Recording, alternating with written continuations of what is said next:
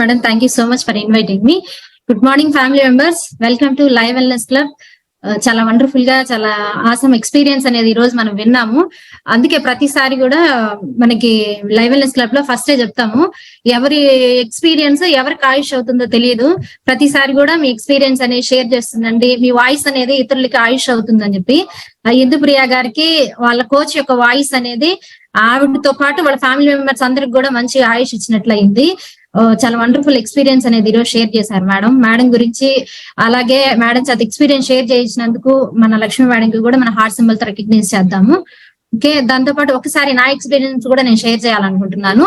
నా ఎక్స్పీరియన్స్ కూడా చాలా మంది హెల్ప్ అవుతుంది. ఎందుకంటే ఓవర్ వెయిట్ ఉన్నప్పుడే ప్రాబ్లమ్స్ అనుకుంటారు, లేదంటే అండర్ వెయిట్ లో ఉండి కూడా నేను చాలా ప్రాబ్లమ్స్ సఫర్ అయ్యాను.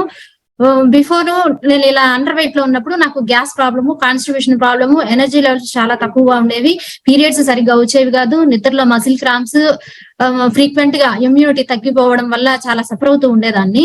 వీటిలన్నిటితో ఇబ్బంది పడుతూ ఉండేదాన్ని. దాంతో పాటు మా చుట్టుపక్కల వాళ్ళ బంధువులు వీళ్ళ యొక్క కామెంట్స్ కూడా ఎక్కువగా ఉండేవి. ఇంత చిన్న ఏజ్ లో ఇన్ని రకాల ప్రాబ్లమ్స్ చెప్తూ ఉంటావు, మ్యారేజ్ అవ్వాల్సిన అమ్మాయివి, ఫర్దర్ గా నీకు మ్యారేజ్ ఎలా అవుతుంది అని ఇలా రకరకాలుగా కామెంట్ చేస్తుండే వాళ్ళు. ఇక వీళ్ళందరూ ఇట్లా అంటున్నారు. అప్పుడు డిగ్రీ చదువుతూ హాస్టల్లో ఉండేదాన్ని, అప్పటికే ఇబ్బందులు పడుతూ ఉన్నాను. అయితే వీటన్నిటి నుంచి బయటపడాలంటే మంచిగా వెయిట్ పెరగాలంటే ముందు నేను తినాలి కదా, తినడానికి నాకు ఆకలి అయ్యేది కాదు. అందుకని చెప్పి ఏదైనా ఐరన్ సిరప్లు అవి తీసుకుంటే మంచిగా బ్లడ్ ఇంప్రూవ్ అవుతుంది, బాగుంటుంది అని చెప్పి నేను అవి కూడా ట్రై చేశాను. తర్వాత నాన్ వెజ్ తినడం కూడా అలవాటు చేస్తున్నాను. ఇంతకుముందు తినేదాన్ని కాదు. అలా ఆ ప్రతిదీ అలవాటు చేసుకుంటున్నా గానీ నాకు ఆ వెయిట్ పెరిగేదా అంటే ఫస్ట్ అయితే ఆకలి ఇంప్రూవ్ అవ్వలేదు. ఏదైనా కొంచెం ఎక్స్ట్రా నార్మల్ గా తినేదానికంటే కూడా కొంచెం ఎక్స్ట్రా తిన్నా కూడా స్టమక్ లో పెయిన్ వస్తుండేది. అట్లా సఫర్ అవుతూ ఉండేదాన్ని. ఏజ్ తో పాటు నాకుండే డిస్కంఫర్ట్స్ కూడా రోజు రోజుకి పెరుగుతూ వచ్చాయి. మ్యారేజ్ అయిన తర్వాత కూడా ప్రెగ్నెన్సీ కోసం అని చెప్పి 1 year పాటు మెడిసిన్స్ అనేది యూజ్ చేశాను. ప్రెగ్నెన్సీ కన్ఫర్మ్ అయింది. ఆ ప్రాసెస్ లో నాకు హై బీపీ కూడా యాడ్ అయింది. ఈ బీపీని కంట్రోల్ లో పెట్టుకోవడానికి కూడా నేను ఫ్రీక్వెంట్ గా హాస్పిటల్ విజిట్ చేయడము, వెళ్ళిన ప్రతిసారి మెడిసిన్స్ మార్చిస్తుండే వాళ్ళు. ఆ మెడిసిన్స్ మార్చినా గానీ నాకు ఆ బీపీ కంట్రోల్ అయ్యేది కాదు. ఎందుకు ఇలా అవుతుందో అర్థం అయ్యేది కాదు. దానివల్ల ఇంకొంచెం ప్రెషర్ ఎక్కువైపోతుండేది. ఇట్లా సఫర్ అవుతున్న టైంలో 9 months అయిన తర్వాత మీకైతే నార్మల్ డెలివరీ అయ్యే ఛాన్స్ ఉంది, కానీ ఇలా నార్మల్ డెలివరీ చేస్తే ఫిట్స్ వస్తుంది, బీపీ కంట్రోల్ అవ్వట్లేదు అని చెప్పి నాకు సిజేరియన్ సజెస్ట్ చేశారు.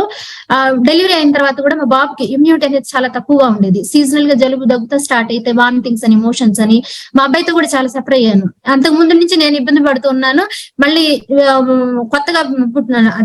కొత్తగా ఒక వ్యక్తి మన ఫ్యామిలీలోకి వస్తే ఆ బాబు కూడా అలాగే ఇబ్బందులు పడుతూ ఉన్నాడు. ఎందుకు అసలు ఇలాంటి ప్రాబ్లమ్స్ వస్తున్నాయి, వీటి నుంచి ఎలా బయటపడాలో తెలిసేది కాదు. లైఫ్ మీద హోప్ లేదు, కాన్ఫిడెన్స్ లేదు. ఎందుకంటే నేనే సఫర్ అవుతున్నాను. ఇప్పుడు ఆ బాబు పనులు చూడడానికి కూడా నాకు ఓపిక లేదు. మళ్ళీ వీడు కూడా ఇలాగే ఇబ్బంది పడుతున్నాడు అని చెప్పి లైఫ్ మీద హోప్ లేక, కాన్ఫిడెన్స్ లేక చాలా ఇబ్బంది. ఎందుకు ఈ జన్మ ఎందుకు అన్న ఫీలింగ్ కూడా ఉండేది. నెక్స్ట్ లైఫ్ ఎలా లీడ్ చేయాలో అర్థం కాక, అలాంటి సిచ్యువేషన్ లో మా కోచ్ ద్వారా నాకు ఈ కమ్యూనిటీ అనేది పరిచయం అయింది. ఆ కమ్యూనిటీకి అటెండ్ అయిన తర్వాత చాలా మంది ఎక్స్పీరియన్సెస్ విన్నాను. ఆ ఎక్స్పీరియన్సెస్ వింటున్నప్పుడు నేను కూడా ఇలా సఫర్ అవుతున్నాను కదా, వీళ్ళందరూ ఇంత బెటర్ గా మంచిగా రిజల్ట్స్ తీసుకొని చాలా హెల్దీగా ఉన్నారు, చాలా హ్యాపీగా ఉన్నారు, నేను ఎందుకు ట్రై చేయకూడదు అని చెప్పి ఒక ఆలోచనతో నేను కమ్యూనిటీలో కనెక్ట్ అయ్యి న్యూట్రిషన్ తీసుకోవడం స్టార్ట్ చేశాను. స్టార్ట్ చేసిన ఫస్ట్ రోజు నాకు వచ్చిన చాలా మంచి ఎక్స్పీరియన్స్. నాకు ఆకలిలో తేడా తెలిసింది, నా ఎనర్జీ లెవెల్స్ లో నేను వేరియేషన్ గమనించుకోగలిగాను. పక్క రోజు చాలా అమేజింగ్ గా మోషన్ ఫ్రీ అయింది. అది చాలా మంచిగా నాకు కాన్ఫిడెన్స్ ఇచ్చింది. ఏదైతే లైవ్ వెల్నెస్ క్లబ్ లో ఎక్స్పీరియన్సెస్ వింటున్నానో, ఈ న్యూట్రిషన్ యాడ్ చేసుకున్న తర్వాత అదే రిజల్ట్ నేను గమనించాను. ఓకే, ఆ టెస్టిమోనియల్స్ అన్ని కూడా కరెక్ట్ గా ఉన్నాయి, నా బాడీలో కూడా మార్పులు వస్తున్నాయి అని చెప్పి కంటిన్యూ చేస్తున్న క్రమంలో నా ఈటింగ్ హ్యాబిట్స్ మార్చుకున్నాను, లైఫ్ స్టైల్ కరెక్ట్ చేసుకున్నాను. కోచ్ చెప్పింది రెగ్యులర్ గా ఫాలో అవడం వల్ల మంచిగా 4 months 12 kgs వెయిట్ గెయిన్ అయ్యాను. బిఫోర్ నాకున్న డిస్కంఫర్ట్స్ అన్ని నార్మల్ చేసుకొని చాలా హెల్దీగా యాక్టివ్ గా లైఫ్ లీడ్ చేస్తున్నాను. బిఫోర్ నడవడానికి ఇబ్బంది పడేదాన్ని, ఈ రోజు నేను పుషప్స్ దిగలుగుతున్నాను. అంత మంచి రిజల్ట్ నాకు రావడానికి ఇక్కడ న్యూట్రిషన్ సపోర్ట్, కోచ్ గైడెన్స్, ఈ రెండు నాకు బాగా హెల్ప్ అయ్యాయి. దాంతో పాటు ఈ రోజు చాలా హెల్దీగా రెండోసారి కన్సీవ్ అయ్యి త్రూఅవుట్ ద ప్రెగ్నెన్సీ అంతా కూడా న్యూట్రిషన్ తీసుకొని ఒక హెల్దీ బేబీకి కూడా నేను బోర్న్ ఇవ్వడం జరిగింది. టోటల్ ఫ్యామిలీ అంతా కూడా ఈ రోజు గుడ్ న్యూట్రిషన్ తీసుకుంటూ చాలా హెల్దీగా ఉన్నారు. ఇంత మంచి రిజల్ట్స్ రావడానికి రీజన్ మా కోచ్. దాంతో పాటు ఈ కమ్యూనిటీ కనెక్ట్ అవ్వడం వల్ల thanks to my coach, thank you this wonderful community. ఓకేనా? దాంతో పాటు ఈ రోజు మనం ఇన్ఫర్మేషన్ లోకి వెళ్ళిపోదాము లేట్ లేకుండా. కాన్స్టిపేషన్ అండ్ పైల్స్ గురించి. అయితే ఇక్కడ వచ్చేటువంటి ఇన్ఫర్మేషన్ ఏదైతే ఉందో ఇదంతా కూడా జనరల్ అవేర్నెస్ కోసమే. మీరు అందరూ కూడా బుక్ పెన్ దగ్గరగా పెట్టుకోండి. ఇదేదో ఒక కానీ వ్యాధుల్ని నయం చేయడానికి ట్రీట్ చేయడానికి అయితే కాదు, జనరల్ అవేర్నెస్ పర్పస్ అన్నమాట ఇది. ఈ అవేర్నెస్ తో మీరు మీ లైఫ్ స్టైల్ ని చేంజ్ చేసుకుంటూ ఫుడ్ హ్యాబిట్స్ ని మార్చుకుంటూ వెల్ బీయింగ్ లోకి మీరు రావచ్చు. ఆ విధంగా మనం హెల్దీగా కూడా ఉండొచ్చు. ఓకేనా, అది మీరు అందరూ కూడా గుర్తుంచుకోవాలి. ఓకే, ఈ కాన్స్టిపేషన్ పైల్స్ అసలు ఎందుకు వస్తున్నాయి, ఓకేనా, ఎందుకు వస్తున్నాయి, వీటి నుంచి ఇవి రావడానికి కారణాలు ఏంటి, వీటిని మనం ఎలా ఓవర్కమ్ చేయాలి, ఆ కాన్స్టిపేషన్ కానీ పైల్స్ గా ఉన్నప్పుడు మనకి ఎలాంటి సింటమ్స్ ఉంటాయి, వీటన్నిటి గురించి కూడా చాలా డీటెయిల్ గా తెలుసుకుందాము. ఫైనల్ గా వీటిలన్నిటిని ఓవర్కమ్ చేయాలి అన్నప్పుడు మనం ఏ విధంగా మన హ్యాబిట్స్ మార్చుకోవాలి, ఏమేమి యాడ్ చేసుకోవాలి, ఇవన్నీ మీకు ఫైనల్ గా దొరుకుతాయి. ఇన్ఫర్మేషన్ అయితే దొరుకుతుంది. అయితే మీరు లాస్ట్ వరకు ఉండాలి. ఏదో స్టార్టింగ్ లో కొంచెం వినేసి లీవ్ అయిపోయారనుకోండి, మీకు ఇన్ఫర్మేషన్ పూర్తిగా సొల్యూషన్ దొరకదు అనమాట. ఓకేనా, సగం సినిమా చూస్తే ఏమర్థం అవుతుంది, ఏమీ అర్థం కాదు. లాస్ట్ వరకు ఉంటేనే మనకు మొత్తం ఇన్ఫర్మేషన్ తీసుకోగలుగుతాము. ఓకేనా, next sir. Next constipation piles గురించి డీటెయిల్ గా తెలుసుకుందాము. చాలా మంది హెల్దీగా అవ్వాలనుకొని చాలా ట్రై చేస్తూ ఉంటారు. అండర్ వెయిట్ లో ఉండేవాళ్ళు వెయిట్ పెరగాలని, ఓవర్ వెయిట్ ఉండేవాళ్ళు వెయిట్ తగ్గించుకోవాలని, బీపీ షుగర్ ఇలా ఉండేవాళ్ళు వాకింగ్ చేస్తే బెటర్ అవుతుందని చెప్పి చాలా ప్రయత్నాలు చేస్తూ ఉంటారు. ఎందుకంటే ఎదుటి వాళ్ళకి చూడడానికి మంచిగా కనిపించాలి, లుకింగ్ గుడ్ గా ఉండాలి, హెల్దీగా ఉండాలి, దాంతో పాటు ఒక బెస్ట్ వర్షన్ లోకి మనం ట్రాన్స్ఫార్మ్ అవ్వాలి, బిఫోర్ ఉన్నట్లు కాకుండా మంచిగా కనిపించాలనే ఉద్దేశంతో చాలా ట్రై చేస్తూ ఉంటారు. అయితే వీళ్ళకి సరైన కమ్యూనిటీ, సరైన గైడెన్స్ ఇచ్చేవాళ్ళు లేక, సరైన గోల్స్ లేక కొద్ది కాలం చేస్తే గివప్ చేస్తారు. ఆ గివప్ చేసే క్రమంలో వీళ్ళు ఏమనుకుంటారంటే, ఇది మా పేరెంట్స్ ఉంది కదా షుగర్ అనేది, మా అత్త వాళ్ళు ఓవర్ వెయిట్ ఉన్నారు కదా, జెనెటిక్ పరంగా వచ్చింది, నేను ఎంత ట్రై చేసినా దీని నుంచి నేను బయటపడలేను, ఇది ఇంతేలే అని చెప్పి వాళ్ళు చెప్పుకొని కాంప్రమైజ్ అయిపోతారు. అయితే మనకి కొంతమంది ఎక్స్పర్ట్స్ ఏం చెప్తున్నారంటే, మనకి ఏ ప్రాబ్లం వచ్చినా, ఎటువంటి ఛాలెంజ్ వచ్చినా 70% లైఫ్ స్టైల్ మీద డిపెండ్ అయి ఉంటుంది. జెనెటిక్ పరంగా వచ్చేది ఒక 30% మాత్రమే. 30% అనేది చాలా తక్కువ కదా. 70% మన లైఫ్ స్టైల్ చేంజ్ చేసుకోవడం వల్ల ఈ 30% జెనెటిక్ పరంగా వచ్చే ప్రాబ్లమ్స్ ని మనము నార్మల్ చేసుకోవచ్చు, మన వెల్ బీయింగ్ లో ఉండొచ్చు, దాంతో పాటు హెల్దీ లైఫ్ లీడ్ చేయొచ్చు అని చెప్పి మనకు కొంతమంది ఎక్స్పర్ట్స్ చెప్తూ ఉన్నారు. అదే విధంగా మనం కూడా మన కోచ్ చెప్పింది ఫాలో అవుతూ ఇక్కడ లైవ్ వెల్నెస్ క్లబ్ లో వచ్చే ఇన్ఫర్మేషన్ సపోర్ట్ తో మంచిగా మన లైఫ్ స్టైల్ కరెక్ట్ చేసుకోవడం వల్ల మనం కూడా వెల్ బీయింగ్ లో ఉండొచ్చు. ఓకేనా, నెక్స్ట్ మనం హెల్దీగా ఉండాలి, అయితే ఉండలేకపోతున్నాం కదా. ఎందుకు అనంటే మేజర్ గా ఈ కాన్స్టిపేషన్ కానివ్వండి, పైల్స్ కానీ, ఇవన్నీ కూడా మన డైజెస్టివ్ సిస్టమ్ కి సంబంధించినటువంటి ప్రాబ్లమ్స్ అన్నమాట. ఈ డైజెస్టివ్ సిస్టమ్ కి సంబంధించిన ప్రాబ్లమ్స్ కాబట్టి అది హెల్దీగా ఉన్నప్పుడు మనం హెల్దీగా ఉంటాము. ఎప్పుడైతే మన డైజెస్టివ్ సిస్టమ్ అన్హెల్దీ అవుతుందో మనం హెల్దీగా ఉండలేకపోతున్నాము. అయితే ఈ డైజెస్టివ్ సిస్టమ్ గురించి మనం చాలా క్లియర్ గా డెప్త్ గా కూడా తెలుసుకుందాము. ఎక్కడి నుంచి స్టార్ట్ అవుతుంది, ఏమేమి పార్ట్స్ వస్తాయి ఆ డైజెస్టివ్ ట్రాక్ లోకి, వాటిని మనం ఎలా హెల్దీగా ఉంచుకోవాలి, వాటి యొక్క పనితీరు ఏంటి, ఇవంతా కూడా ఇప్పుడు మనం తెలుసుకుందాము.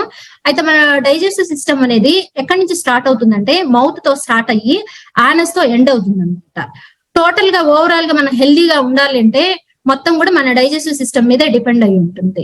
ఈ డైజెస్టివ్ సిస్టమ్ లో చాలా క్లిష్టంగా, చాలా హెవీ ప్రాసెస్ అంతా కూడా ఈ లోపల ఈ ప్రాసెస్ అంతా కూడా జరుగుతుంది అనమాట. మనం తిన్న దగ్గర నుంచి ఆ మలం ఏదైతే బయటకు వచ్చేంత వరకు ఆ ప్రాసెస్ ఉంది కదా, అదంతా కూడా ఈ డైజెస్టివ్ ట్రాక్ లోనే జరుగుతూ ఉంటుంది.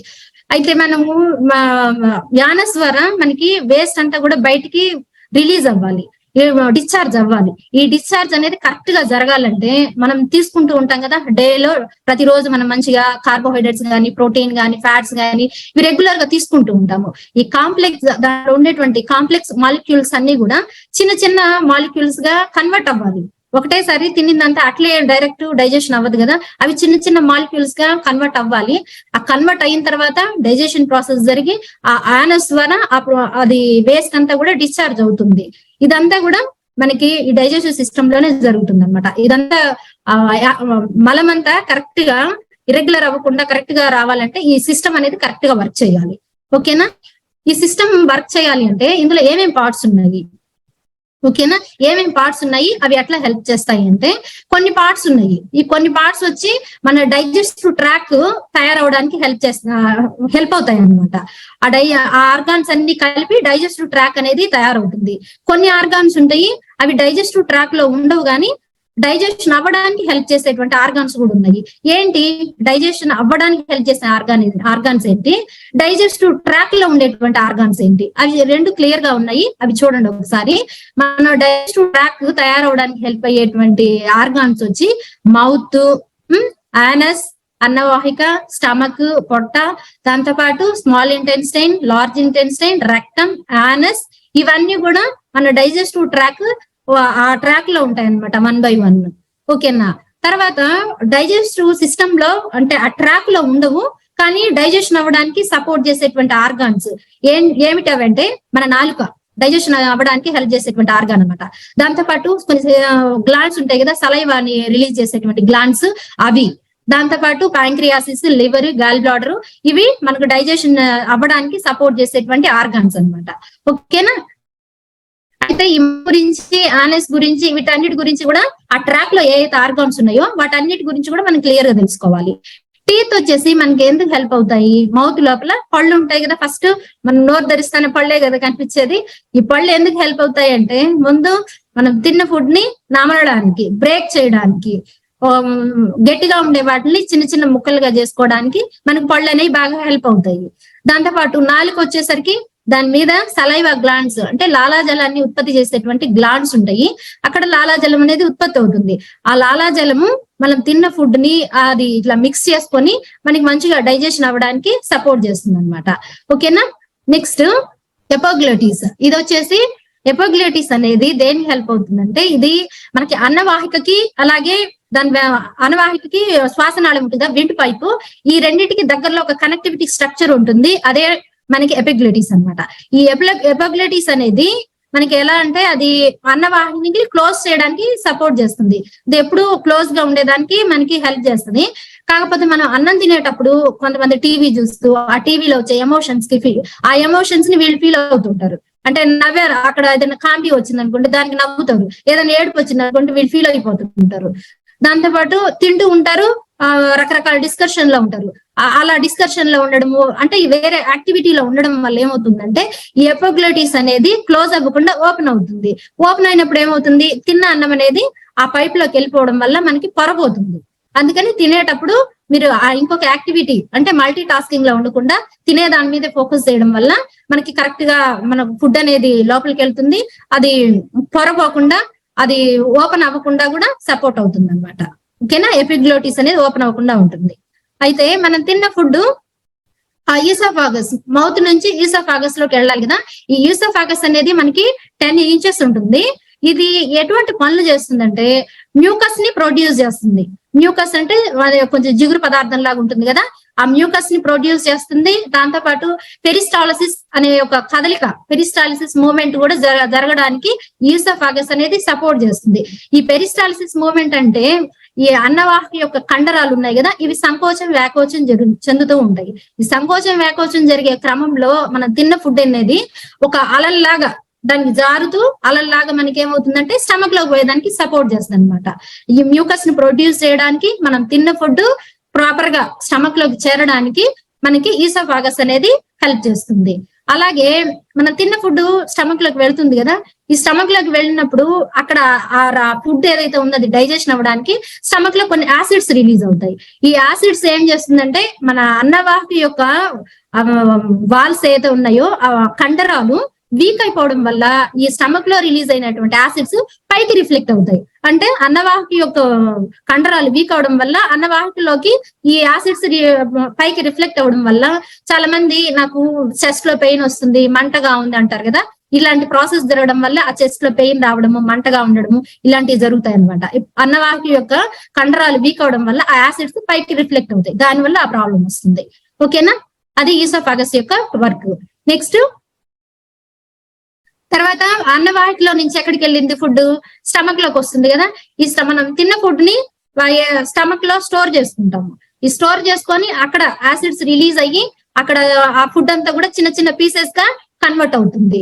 ఇలా పీసెస్ గా కన్వర్ట్ అవ్వడానికి, బ్రేక్ డౌన్స్ అవ్వడానికి, మనం తిన్న ఫుడ్ లో ప్రోటీన్స్, లిపిడ్స్ గా బ్రేక్ డౌన్ అవ్వడానికి ఏం హెల్ప్ చేస్తాయంటే డైజెస్టివ్ జ్యూసెస్, దాంట్లో ఉండేటువంటి ఎంజైమ్స్ సపోర్ట్ చేస్తాయి అనమాట.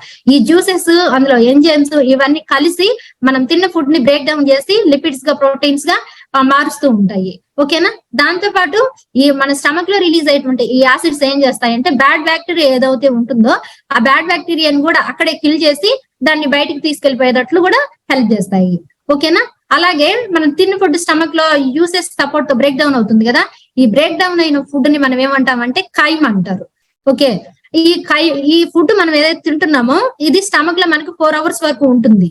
ఈ 4 hours వరకు ఉన్నప్పుడు మనము ఆ 4 hours వెయిట్ చేయలేక మళ్ళీ ఆకలి అయినా అవ్వకపోయినా ఒక చాలా సేపు అయింది అనుకోనో లేదంటే ఏదన్నా చూసినప్పుడు ట్రిగ్గర్ అయ్యో మళ్ళీ వెంటనే ఏదో ఒకటి తినేస్తున్నాం.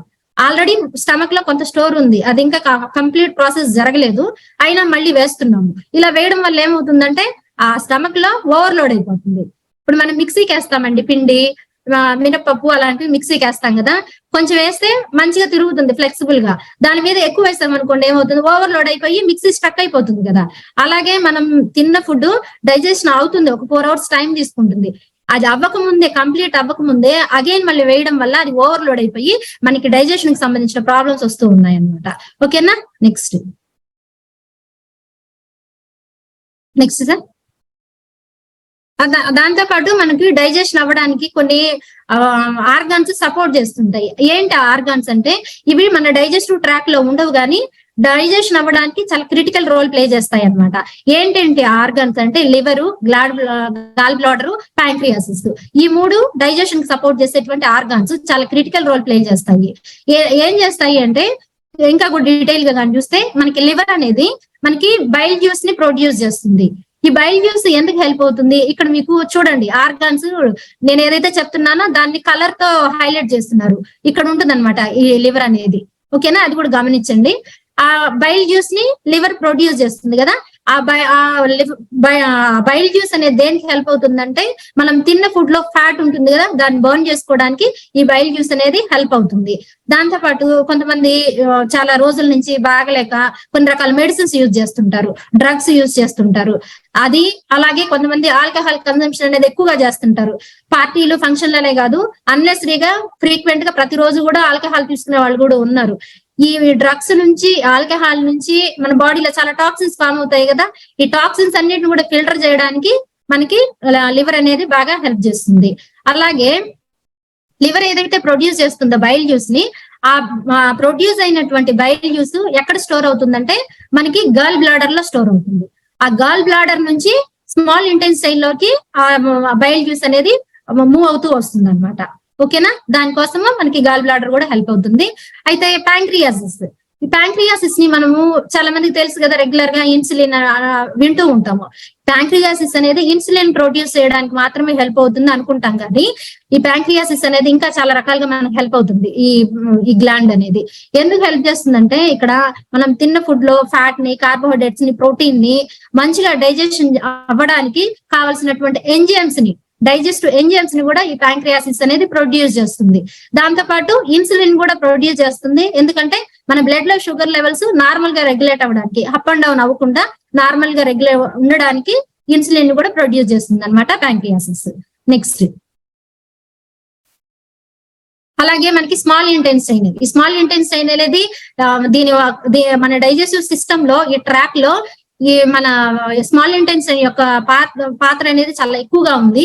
ఎందుకంటే రఫ్లీ గాని చూస్తే 7 మీటర్ల పొడవు ఉంటుంది స్మాల్ ఇంటెస్టైన్. మనం ఒక 6 feet పొడుగు ఉండే వాళ్ళని అమ్మ ఇంత పొడుగున్నారా అనుకుంటాం కదా, 22 feet ఉంటుంది అనమాట దీని యొక్క పొడవు చూస్తే. రఫ్లీ 7 మీటర్ల పొడవు ఉంటుంది.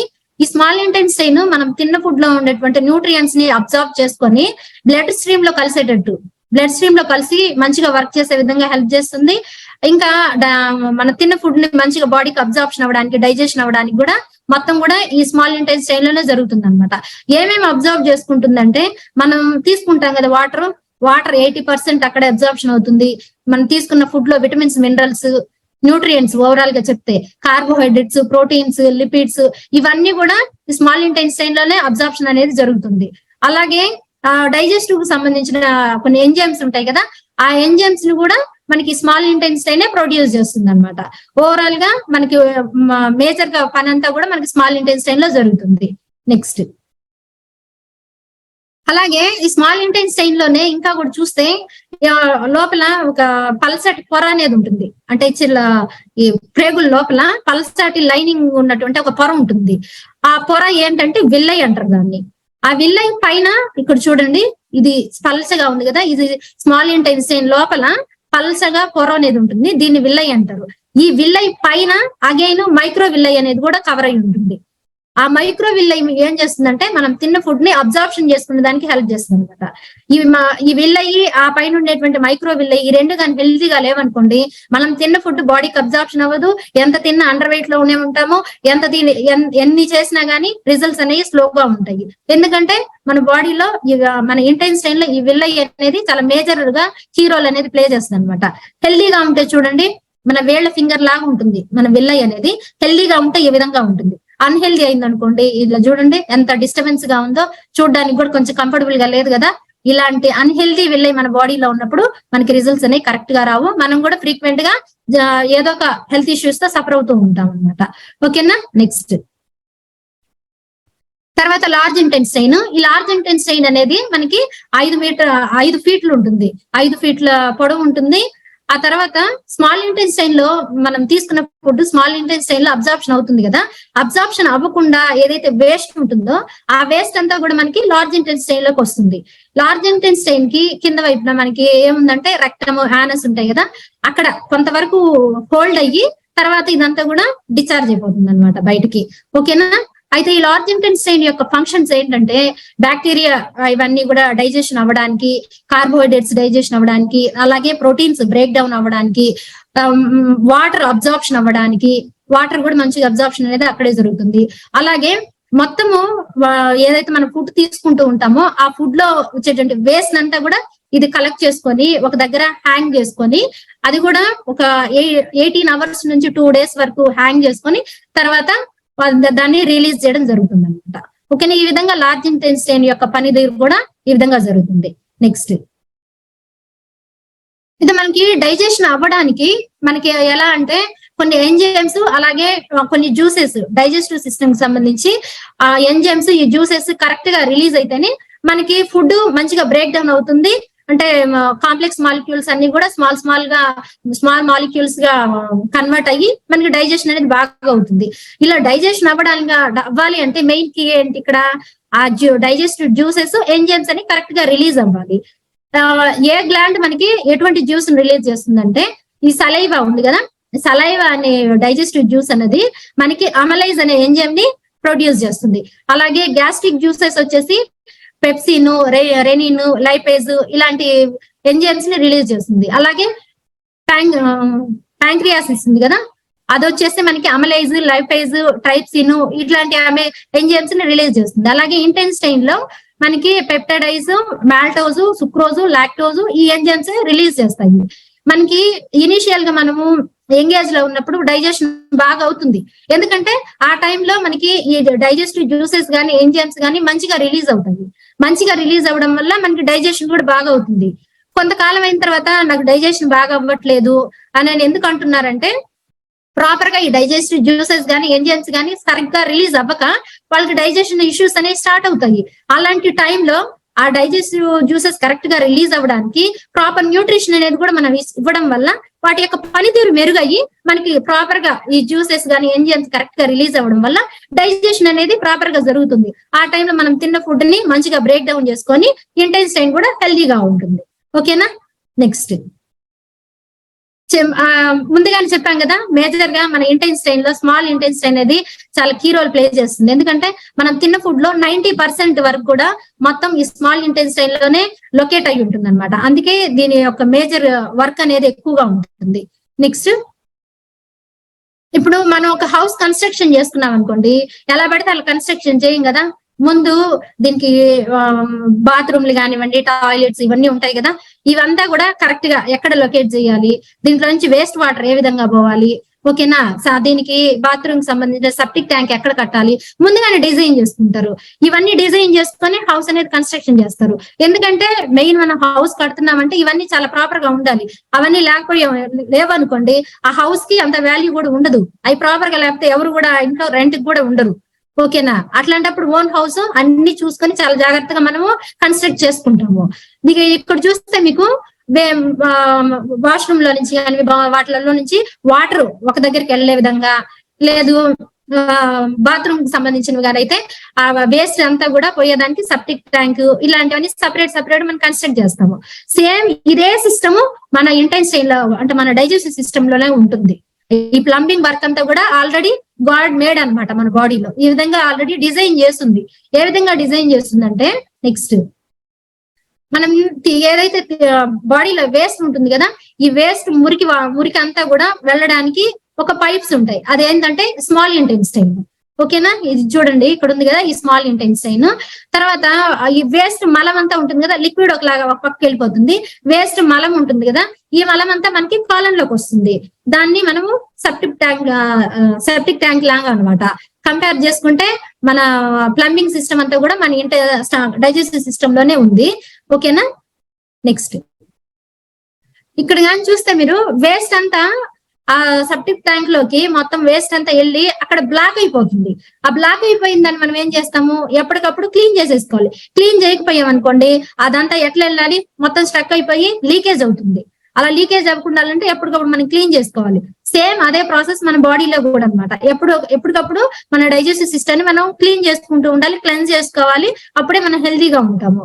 ఇలా మన డైజెస్టివ్ సిస్టమ్ లో ఎందుకు అలా బ్లాక్ అయిపోతుంది అంటే, మనం ఎక్కువగా టూ మచ్ గా ఫ్యాటీ ఫుడ్స్ తినడము, లేదంటే డైరీ ప్రొడక్ట్స్ కి సంబంధించిన ఎక్కువ తీసుకోవడము, నాన్ వెజ్ ఎక్కువ తినడము, ఇంకా రకరకాల ఐటమ్స్ ఎక్కువగా తినడం వల్ల అవంతా కూడా ఒక దగ్గర అక్యుములేట్ అవ్వడం స్టార్ట్ అయిపోయి మన డైజెస్టివ్ సిస్టమ్ అనేది బ్లాక్ అయిపోతుంది అనమాట. ఆ వేస్ట్ అంతా ఒక దగ్గరికి రావడం వల్ల.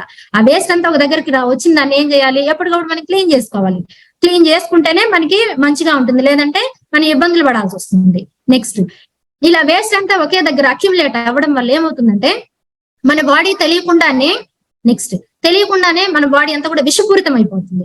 ఇలా విషపూరితం అవడం వల్ల ఏమవుతుందంటే, బాడీలో చాలా టాక్సిన్స్ ఇవన్నీ కూడా ఫామ్ అవుతాయి ఎక్కువగా.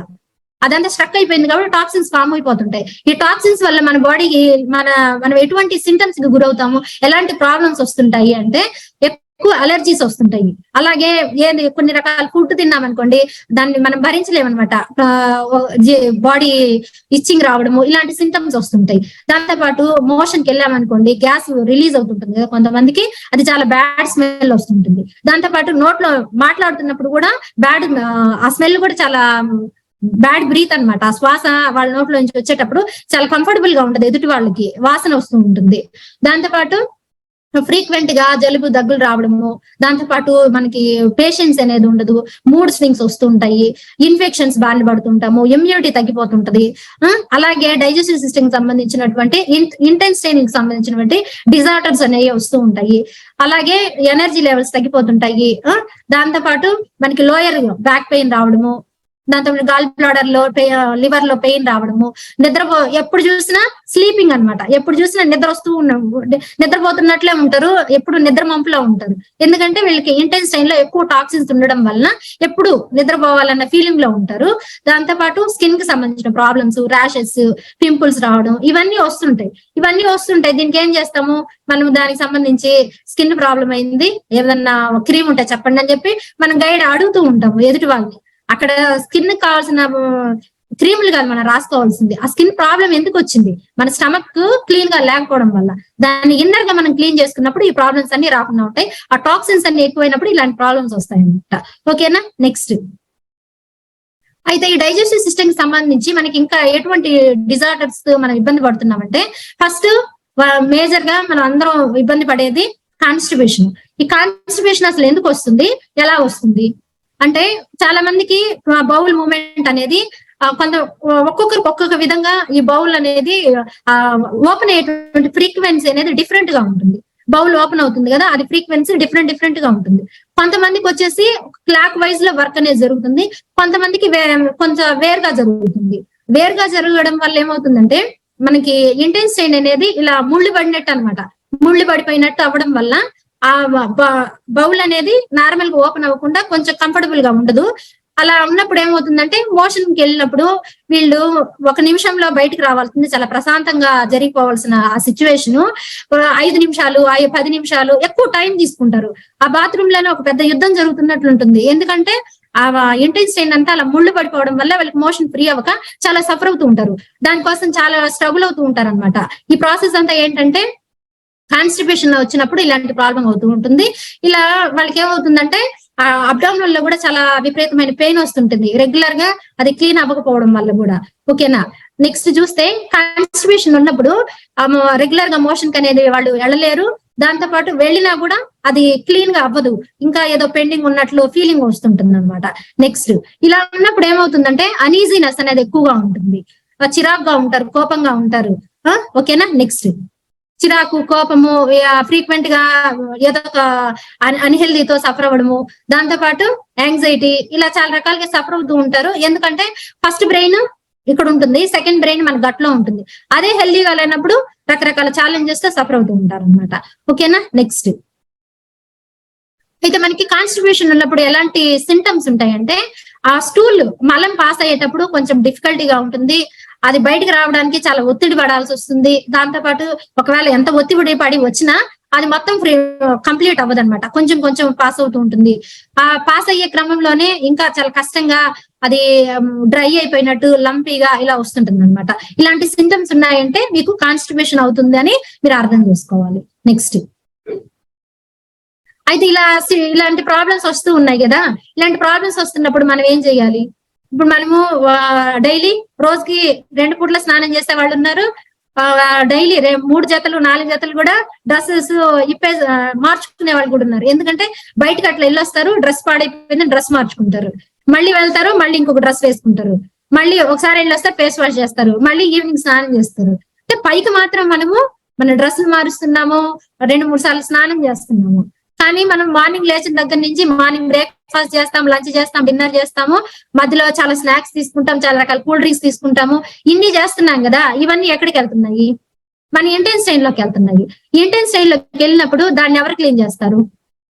దాన్ని క్లీన్ చేయడానికి అన్ఫార్చునేట్లీ మన దగ్గర ఎటువంటి ఎక్విప్మెంట్ కూడా లేదు దాన్ని క్లీన్ చేయడానికి. ఇలా ఓపెన్ చేసుకొని క్లీన్ చేసుకొని మళ్ళీ లోపల పెట్టేసుకుందాం అంటే మన దగ్గర ఎటువంటి ఛాన్స్ లేదు అలా పెట్టుకోవడానికి. అయితే మనం ఏం చేయాలి? ఇవి క్లీన్ అవ్వాలంటే పైకి మాత్రమే కాదు క్లీన్ చేసుకోవాల్సింది, లోపల కూడా మనం క్లీన్ చేయాలి. ఎలా అంటే నెక్స్ట్ ఎట్లా క్లీన్ చేసుకోవాలంటే మనం తీసుకునే ఫుడ్ ద్వారా, లైఫ్ స్టైల్ చేంజెస్ చేసుకోవడం ద్వారా మనము ఈ లోపల ఇంటెన్సిటీని క్లీన్ చేసుకోవచ్చు. దానివల్ల చాలా బిగ్ డిఫరెన్స్ కూడా కనిపిస్తుంది. ఓకేనా, మనము ఏం చేయాలి అంటే మనం తీసుకునే ఫుడ్ లో ఫ్యాటీ ఫుడ్స్ ఏమైనా తింటున్నాం అనుకోండి, దాన్ని కట్ డౌన్ చేసుకోవాలి. కూల్ డ్రింక్స్ ఎక్కువ తీసుకుంటూ ఉంటారు, వాటిని మనం అవాయిడ్ చేయాలి. దాంతో పాటు మనం తినేటప్పుడు స్లోగా తినాలి, ఫాస్ట్ గా తినడం కాకుండా ఇతరులతో మాట్లాడడం అలాంటివి కాకుండా స్లోగా మంచిగా నమ్ములుతూ దాన్ని తీసుకోవాలి. ఎవరైనా స్మోకింగ్ హ్యాబిట్ ఉందనుకోండి, దాన్ని అవాయిడ్ చేసుకోవాలి. అలాగే ఎక్సర్సైజ్ అనేది ఒక 20% ఎక్సర్సైజ్ కూడా మనం యాడ్ చేసుకోవాలి. దాంతో పాటు గ్యాస్ ఏదైతే ఫామ్ అవుతుందో అలాంటి ఫుడ్స్ ఏదైనా ఉంటే వాటిని అవాయిడ్ చేసుకోవాలి. ఎక్కువగా స్వీట్స్ ఉండే ఫుడ్ ఐటమ్స్ కూడా మనం అవాయిడ్ చేసుకోవాలి. అలాగే ప్రాపర్ గా టైం టు టైం మీల్ తీసుకోవాలి. ఆ మీల్ తీసుకునేటప్పుడు కూడా మధ్య మధ్యలో వాటర్, లిక్విడ్ కి సంబంధించినవి అవాయిడ్ చేయాలి. అలాగే ప్రతిదానికి మనము టూ మచ్ డ్రగ్స్ మీద డిపెండ్ అవ్వకుండా ఉండాలి. అలాగే ఫ్రోజన్ ఫుడ్స్ ఫ్రిడ్జ్ లో నుంచి డైరెక్ట్ తీసేసినవి అలాగే తినడం అలాంటివి కూడా మనం అవాయిడ్ చేసుకోవాలి. అలాగే మనం ఫుడ్ తింటాం కదా, తిన్న వెంటనే మళ్ళీ మనం వెళ్ళి బెడ్ మీదకి వెళ్ళిపోకూడదు. మనం తిన్న తర్వాత బెడ్కి వెళ్ళేదానికి కనీసం 2 hours గ్యాప్ ఉండేటట్లు చూసుకోవాలి. ఇవన్నీ చేసినప్పుడు మన ఇంటెన్సిటీ కి సంబంధించిన ప్రాబ్లమ్స్ రాకుండా ఉంటాయి, కాన్స్టిట్యూషన్ కి కూడా మనం దూరంగా ఉండగలుగుతాము. ఓకేనా, ఈ విధంగా కూడా మన మంచి డిఫరెన్స్ అనేది చూడొచ్చు. దాంతో పాటు రెగ్యులర్ గా ఇలాంటి ఫుడ్ ఐటమ్స్ మనం తింటూ ఉంటాం కదా, ఇలాంటి వాటిలలో మనకి ఏమొస్తున్నాయి? ఒకసారి మీరు తినేటప్పుడు దీనిలో నుంచి ఏమొస్తుంది, ఇది మన లోపలికి పోయి ఏం చేస్తుంది అని చెప్పి మనం క్వశ్చన్ వేసుకోవాలి. అలాంటప్పుడు మనం 1 నిమిషం హోల్డ్ అవుతాం, ఇది తినాలా తినకూడదా అనే ఒక ఆలోచన అయితే వస్తుంది. ఇవి తీసుకున్నప్పుడు ఏమవుతుందంటే ఓన్లీ ఎంప్టీ క్యాలరీస్ వస్తాయి. అంటే మన బాడీకి ఎటువంటి యూస్ లేదు ఆ క్యాలరీస్ వల్ల, ఎంప్టీ క్యాలరీస్. చూడండి, మైదా, ఆట, వీటిలలో మనకి ఏం క్యాలరీస్ వస్తాయి? ఇది మనకి క్యాలరీస్ వస్తాయి, బాడీకి యూజ్ అయిన క్యాలరీస్ రావు. ఓకేనా, అందులో ఫైబర్ లేనటువంటి ఫుడ్ అనమాట. అందుకని వీటిని మనం కొంచెం దూరంగా పెట్టుకుంటే మన స్టమక్ అనేది హెల్దీగా ఉంటుంది. నెక్స్ట్ అలాగే మనకి నెక్స్ట్ గా చూస్తే మనకు మోషన్ కి వెళ్ళేటప్పుడు ఏ టైప్ ఆఫ్ సివియర్ కాన్స్టిపేషన్ అనుకోండి ఈ విధంగా వస్తుంది, ఇలా రౌండ్లుగా. దాంతో కొంచెం మైల్డ్ కాన్స్టిపేషన్ ఉందంటే ఇవన్నీ కలుపుకొని ఒకలాగా వస్తుంది. ఐడియల్ అనుకోండి ఈ విధమైన షేప్ లో వస్తుంది. ఇంకొంచెం మంచిగా స్మూత్ గా జరిగింది మీ బౌల్ మూమెంట్ అన్నప్పుడు ఈ విధంగా వస్తుంది. దాని తర్వాత కొంచెం ఫైబర్ మిస్ అయింది అన్నప్పుడు దానికి ఏం షేప్ లేకుండానే ఈ విధంగా వస్తుంటుంది. మైల్డ్ కొంచెం ఫైబర్ తగ్గడం వల్ల మనకు కొంచెం మోషన్స్ లాగా అవుతుంటాయి, అలాంటప్పుడు ఇలా వస్తుంది. దాంతో సివియర్ మోషన్ అనేది పూర్తిగా మనకి ఫైబర్ లేకుండా ఉన్నప్పుడు ఈ విధంగా సివియర్ గా వచ్చినప్పుడు లూజ్ మోషన్స్ అవుతుంటాయి అనమాట. ఈ విధంగా మనకి మోషన్ అనేది ఏ విధంగా వస్తే ఎటువంటి ఇష్యూ ఉందనేది మీకు అర్థమవుతుంది. నెక్స్ట్ అలాగే మనకి చాలా ఎక్కువగా బాడీలో హై యాసిడ్ లెవెల్స్ కానీ రిలీజ్ అయ్యే బ్లడ్ లో కానీ రిలీజ్ అయితే మనకి రెస్పిరేటరీ సిస్టమ్ కి సంబంధించిన ప్రాబ్లమ్స్ వస్తుంటాయి. దాంతో ఎక్కువగా మ్యూకస్ అనేది ప్రొడ్యూస్ అవుతుంది. అలాగే ఫ్రీక్వెంట్ గా క్రానిక్ గా మనము ఎక్కువగా దగ్గు వస్తూ ఉంటుంది, సైనస్ ఇష్యూస్ ఇలాంటివి వస్తుంటాయి. ఇక్కడ రెస్పిరేటరీ సిస్టమ్ లో ఎక్కువగా ఈ హై యాసిడ్స్ అనేవి బ్లడ్ లో రిలీజ్ అయినప్పుడు. కార్డియోవాస్కులర్ సిస్టమ్ లో రిలీజ్ అయిందంటే మనకి హార్ట్ కి సంబంధించిన ప్రాబ్లమ్స్ వచ్చేదానికి సంబంధించి వస్తుంది. అలాగే డైజెస్టివ్ సిస్టమ్ లో కానీ హై యాసిడ్స్ కానీ రిలీజ్ అయితే బ్లాడర్ లో కిడ్నీలో మనకి ఇన్ఫెక్షన్స్ అయ్యేదానికి ఛాన్స్ ఉంది. దాంతో పాటు సెంట్రల్ నర్వస్ సిస్టమ్ లో ఈ యాసిడ్స్ కానీ ఎక్కువగా రిలీజ్ అయ్యాయి అనుకోండి మనకి చాలా బద్ధకంగా ఉంటాము. దాంతో పాటు మనం ఏదైతే కొన్ని విషయాలు మర్చిపోతూ ఉంటాం అనమాట. అల్జీమర్స్ అంటారు కదా, అలాంటి వ్యాధి వస్తుంది. దాంతో పాటు మజిల్స్ లో బోన్స్ లో ఎక్కువ యాసిడ్స్ రిలీజ్ అయ్యంటే ఆస్టియోపారిసిస్, దాంతో పాటు బోన్స్ వీక్ అయిపోవడం, జాయింట్ పెయిన్స్, ఆర్థరైటిస్ ఇలాంటి ప్రాబ్లమ్స్ వస్తుంటాయి. ఓకేనా, ఓవరాల్ గా మన బాడీలో యాసిడ్ లెవెల్స్ ఎక్కువైనప్పుడు ఇలాంటి ప్రాబ్లమ్స్ వస్తూ ఉంటాయి. నెక్స్ట్ అయితే మనకి పైల్స్, నెక్స్ట్ కాన్స్టిపేషన్ తర్వాత పైల్స్ కూడా చాలా ఇబ్బంది పడుతూ ఉంటుంది. ఈ పైల్స్ అనేది ఎందుకు వస్తుందంటే మనకి మోషన్ కి వెళ్ళినప్పుడు ఫ్రీగా అవ్వకుండా చాలా ఒత్తిడితో మనము మోషన్ కి వెళ్ళాల్సి వస్తుంది. అలా ఒత్తిడితో వెళ్ళినప్పుడు ఇలాంటి ప్రాబ్లమ్స్ వస్తుంటాయి. ఆ ఒత్తిడి ఎక్కువైనప్పుడు ఏమవుతుందంటే మనకి జనరల్ గా వెరికో వెయిన్స్ ఉన్న వాళ్ళకి ఏమవుతుంది, లెగ్ లో అక్కడ ఆ వెయిన్స్ లోపల బ్లడ్ అనేది క్లాట్ అయి ఉంటుంది కదా. అదే సేమ్ సిచ్యువేషన్ ఎలా అవుతుందంటే మన బ్యాక్ లో ఆ వెయిన్స్ దగ్గర బ్లడ్ అనేది పాస్ అవుతుంది అనమాట. ఆ వెయిన్స్ లోకి బ్లడ్ పాస్ అవ్వడం వల్ల ఏమవుతుందంటే మనకి మోషన్ కి వెళ్ళినప్పుడు అలా టైట్ గా మనము బలవంతంగా కూర్చోవడం వల్ల ఆ వెయిన్ తో పాటు మోషన్ కూడా ఆ చుట్టూ ఉండేటువంటి స్కిన్ బయటకు వచ్చేస్తుంది. దానివల్ల అంటే ఓవర్ గా బ్లీడ్ అనేది అవుతూ ఉంటుంది. ఇలా ఓవర్ గా బ్లీడ్ అవ్వడం వల్ల మనకి ఏమవుతుందంటే థ్రంబోసైడ్స్డ్ పైల్స్ అనేవి ఏర్పడతాయి అనమాట. ఎప్పుడైతే ఆ స్కిన్ బయటకు వచ్చింది కదా, అది మళ్ళీ అగైన్ లోపలికి వెళ్ళిపోయింది అనుకోండి, మళ్ళీ ఈ బ్లడ్ బ్లీడ్ అవడం కానీ ఈ రకమైనటువంటి పైల్స్ రాకుండా ఉంటుంది. కాకపోతే అది చాలా రేర్ సిచ్యువేషన్ లో స్కిన్ అనేది లోపలికి వెళ్తుంది. అలాగే బయట ఎక్కువ ఉండడం వల్ల చాలా విపరీతమైన పెయిన్, దాంతో పాటు ఎక్కువ ఇచ్చింగ్ ఇలాంటి ప్రాబ్లమ్స్ అనేవి మనం ఫేస్ చేయాల్సి వస్తుంది ఇటువంటి పైల్స్ ఉన్నప్పుడు. ఓకేనా, నెక్స్ట్ ఎందుకు వస్తున్నాయి ఈ పైల్స్ అంటే ఎక్కువగా కార్బన్ డైఆక్సైడ్ ఉండేటువంటి ఆ కంటెంట్ ఉండేటువంటి డ్రింక్స్ ఎక్కువ తీసుకోవడం వల్ల ఈ రకమైనటువంటి కాన్స్టిపేషన్ పైల్స్ కి మనము ఫేస్ చేయాల్సి వస్తుంది అనమాట. ఓకేనా, నెక్స్ట్ దాంతో పాటు ఎక్కువ గ్లూటెన్ ఉండేటువంటి పదార్థాలు ఎక్కువ తీసుకోవడము, రిఫైన్డ్ గ్రైన్స్, ఫ్రైడ్ ఫుడ్, అలాగే ఎక్కువగా మీట్ ఫ్రీక్వెంట్ 1-2 రోజులు కాకుండా వారం మొత్తం కూడా తీసుకునే వాళ్ళు ఉంటారు. ఎక్కువ ఫ్రై ఐటమ్స్ తీసుకునే వాళ్ళు ఉంటారు. ఆల్కహాల్, అలాగే వాటర్ అనేది చాలా తక్కువగా తీసుకుంటూ ఉంటారు. ఇవన్నీ ఇలాంటి ఫుడ్ ఐటమ్స్ ఎక్కువ యాడ్ చేసుకోవడం వల్ల మనకి పైల్స్ అలాగే కాన్స్టిపేషన్ ప్రాబ్లమ్ ఎక్కువగా వచ్చేదానికి ఛాన్సెస్ ఉన్నాయన్నమాట. ఓకేనా, నెక్స్ట్ ఈ పైల్స్ మనకి ఫస్ట్ స్టేజ్ లో ఉన్నప్పుడు ఈ విధంగా కొంచెమే ఉంటుంది కదా, తర్వాత సెకండ్ స్టేజ్ లో వచ్చేసరికి కొంచెం ఎక్స్టెండ్ అవుతాయి, థర్డ్ స్టేజ్ కి వచ్చేసరికి ఇంకొంచెం ఎక్స్టెండ్ అవుతాయి. ఇంకా సివియర్ గా అనుకోండి, మీకు బాగా సివియర్ గా వచ్చేసరికి మీకు ఇలా స్కిన్ అంతా బయటకు వచ్చేస్తుంది అనమాట. ఇలాంటి సిచ్యువేషన్ లో మనకి ఎక్కువగా సివియర్ గా పెయిన్, ఇచ్చింగ్ అనేది వస్తూ ఉంటుంది. ఓకేనా, నెక్స్ట్ అయితే ఈ పైల్స్ ఉన్నప్పుడు మనకి ఎలాంటి సింటమ్స్ ఉంటాయంటే మనకి అక్కడ ఎక్కువ ఇచ్చింగ్ ఉండడము, యానస్ దగ్గర యానస్ ఏరియాలో మనకి ఇచ్చింగ్ గా ఉంటుంది అనమాట. మ్యూకస్ అనేది డిశ్చార్జ్ అవుతూ ఉంటుంది. దాంతో పాటు పెయిన్ అనేది ఎక్కువగా వస్తుంటుంది. బౌల్ మూమెంట్ జరిగేటప్పుడు హెవీగా బ్లడ్ బ్లీడ్ అవుతూ ఉంటుంది. దాంతో పాటు స్టూల్ పాస్ అయ్యేటప్పుడు కూడా ఆ పెయిన్ అనేది చాలా సివియర్ గా ఉంటుంది అనమాట. అలాగే ఇన్ఫెక్షన్ అవ్వడము, ఎక్కువ స్వెల్లింగ్ రావడము, అదనేది చాలా పెయిన్ఫుల్. ఇలాంటి సింటమ్స్ ఉన్నప్పుడు అంటే ఎవరికి చెప్పుకోలేరు. ఇంతకు ముందు ఇందిరా మేడం కూడా అన్నారు, అది ఒకరితో చెప్పుకునేది కాదు. అందులో ఎస్పెషల్లీ లేడీస్ అయితే ఎవరితో షేర్ చేయలేక వాళ్ళకి వాళ్ళు ఇన్ఫీరియారిటీ కాంప్లెక్స్ అంటారు కదా, అది ఎక్కువ డెవలప్ అవుతుంది. ఎవరితో షేర్ చేసుకోలేరు కాబట్టి చాలా సఫర్ అవుతూ ఉంటారు. ఇలా నెక్స్ట్ అది చెప్పలేదు, దాన్ని మనం ఎక్స్ప్లెయిన్ కూడా చేయలేమన్నమాట. ఆ విధంగా సఫర్ అవుతూ ఉంటారు. అయితే వీటి నుంచి మనం ఎట్లా బయటపడాలి అన్నప్పుడు మనము కొన్ని ప్రీబయాటిక్స్ అనేది వాటికి ఇవ్వాలి. అసలు ప్రీబయాటిక్స్ అంటే ఏంటంటే మనం తిన్న ఫుడ్ లో ఏదైతే డైజెస్ట్ కాకుండా ఉండిపోతుందో దాన్ని మనము ప్రీబయాటిక్స్ అంటాము. ఈ ప్రీబయాటిక్స్ అనేవి మనకి ప్రోబయాటిక్స్ అంటే బాడీకి కావాల్సినటువంటి మంచి బ్యాక్టీరియా ఉంటుంది కదా, ఆ మంచి బ్యాక్టీరియాకు ఫుడ్ అనమాట ఈ ప్రీబయాటిక్ అనేది. ఈ ప్రీబయాటిక్ మనం ఇవ్వడం వల్ల ఏమవుతుందంటే మనకి బాడీకి విటమిన్స్, మినరల్స్, గుడ్ బ్యాక్టీరియా మంచిగా ఇంక్రీజ్ అవ్వడానికి, డైజెషన్ బాగా ఉండడానికి, గట్ హెల్దీగా ఉండడానికి ఈ ప్రీబయాటిక్ అనేది బాగా సపోర్ట్ అవుతుంది. అయితే ప్రీబయాటిక్ అంటే ఏంటంటే ఏం కాదు, ఫైబరే. ప్రీబయాటిక్ అనేది ఫైబర్. ఈ ఫైబర్ తీసుకోవడం వల్ల మన గుడ్ బ్యాక్టీరియాకి ఫుడ్ లాగా హెల్ప్ అవుతుంది, మన డైజెషన్ బాగుంటుంది. ఓవరాల్ గా మనకి డైజెషన్ సిస్టమ్ కి సంబంధించి ఎటువంటి ఛాలెంజెస్ లేకుండా గట్ ని హెల్దీగా ఉంచుకోవడానికి ఈ ప్రీబయాటిక్స్ అనేవి హెల్ప్ అవుతాయి అన్నమాట. ఓకేనా? అయితే ఈ ప్రీబయాటిక్స్ మనకి ఎక్కడెక్కడ దొరుకుతాయి? నెక్స్ట్ ఇట్లా మన ప్రీబయాటిక్స్ మనం ఎక్కువ యాడ్ చేసుకొని మనం ఉండడం వలన ఇది ఒకరు చెప్తే ఒకరు ఎవరైనా చెప్పారనుకోండి ఆ రోజు వరకే ఉంటుంది. మనం ఇనిషియేషన్ తీసుకోవాలి, అసలు బాడీలో ఏం జరుగుతుంది అని మనం ఇనిషియేషన్ చేసుకొని సెల్ఫ్ క్లెన్జింగ్ రోజు చేసుకోవడం వల్ల చాలా ప్రాబ్లమ్స్ నుంచి మనం బయటపడొచ్చు అనమాట. ఓకేనా? సెల్ఫ్ క్లెన్జింగ్ అనేది ముఖ్యము. అది ఒకరు చెప్తే అయ్యేది కాదు. మీరు చూసుకొని తినేది ప్రతిది కూడా ఏం తింటున్నాం అనేది మీరు కౌన్సిలింగ్ చేసుకొని తీసుకోవాల్సి వస్తుంది. నెక్స్ట్ అయితే వీటిలన్నింటినీ మనం బెటర్ చేసుకోవాలంటే ఖచ్చితంగా ప్రీబయాటిక్ ఇవ్వాలి కదా. ఈ ప్రీబయాటిక్ ఎక్కడ ఏంటి అంటే డైటరీ ఫైబర్. అది ఎక్కడ దొరుకుతుంది? నెక్స్ట్ ఓకే, డైటరీ ఫైబర్ అనేది మనకి చాలా చోట్ల దొరుకుతుంది, కాకపోతే అవి రెగ్యులర్ గా మనం తీసుకోవట్లేదు. నెక్స్ట్ తీసుకోకపోవడం వల్ల కూడా ఏమవుతుందంటే మనకి ఈ క్లీనింగ్ అనేది జరగట్లేదు, గుడ్ బ్యాక్టీరియా అనేది ఎక్కువ ఇంక్రీజ్ అవ్వడం లేదు. కరెక్ట్ గా మనం తీసుకోవడం వల్ల డైటరీ ఫైబర్ మనకి క్లెన్జింగ్ అనేది అవుతుంది. దాంతో పాటు వేస్ట్ ఏదైతే ఉందో బాడీ లోపల అది ఎప్పటికప్పుడు క్లీనింగ్ కూడా జరుగుతుంది అనమాట. నెక్స్ట్ దాన్ని చూస్తే మనకి ఫైబర్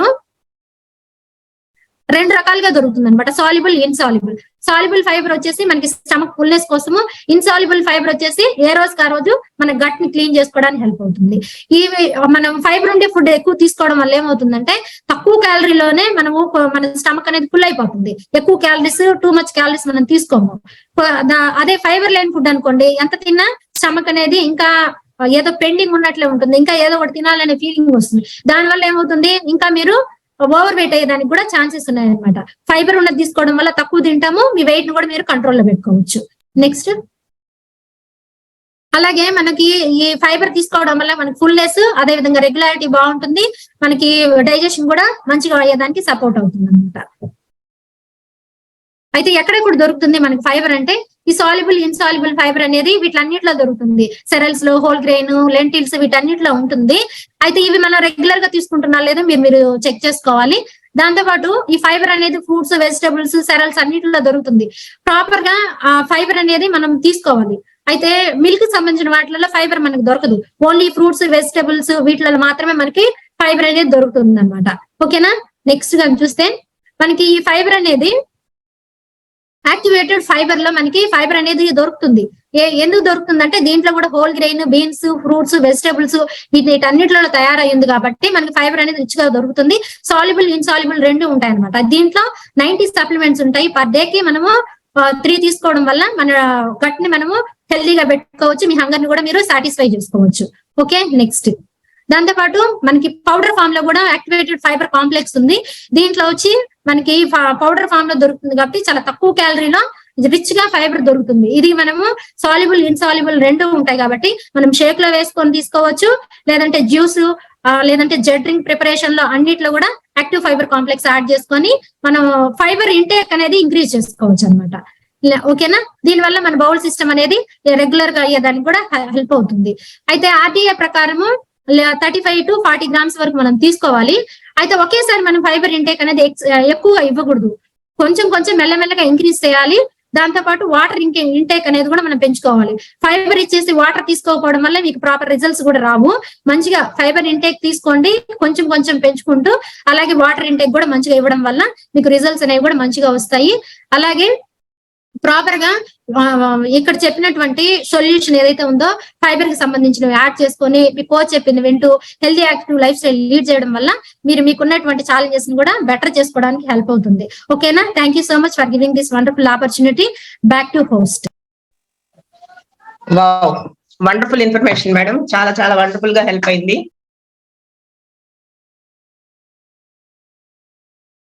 మనం ఫస్ట్ ఆఫ్ ఆల్ ఈ ప్రాబ్లమ్స్ లోకి వెళ్లకుండా ఉండాలంటే సాల్యుబుల్ ఇన్సాల్యుబుల్ ఫైబర్ అనేది మనం కంపల్సరీ డైలీ ఫుడ్ లో మనం తీసుకోవాల్సి ఉంటుంది. అలా తీసుకున్నప్పుడు మాత్రమే మనకు హెల్ప్ అవుతుంది. ఓకేనా?